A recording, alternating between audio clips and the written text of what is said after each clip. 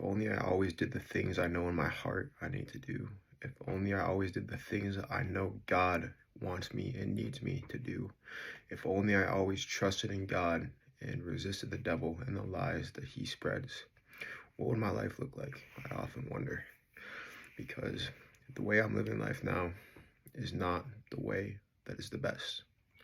That's the truth of it. Everyone could be better. Everyone could always be better.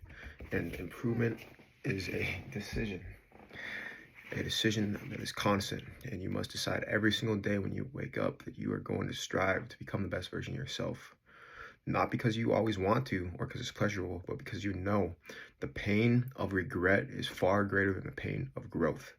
And when you make that decision every single morning to trust God, to resist the devil, to resist the negativity and the lies and the doubt that he feeds into you, you will grow into the man and person that God wants you to be.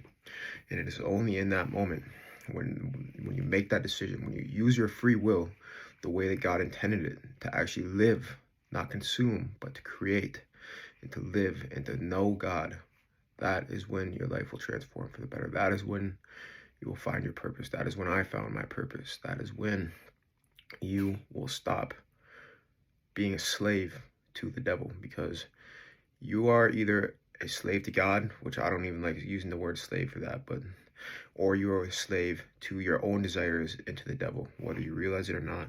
And would you rather be a slave to someone who is imperfect, someone who lies, someone who deceives for their own will and for their own purposes? Or would you rather be a slave to someone who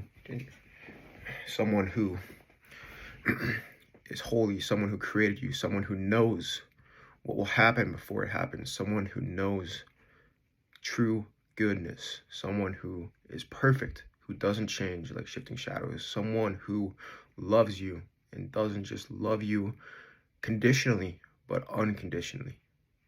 God bless.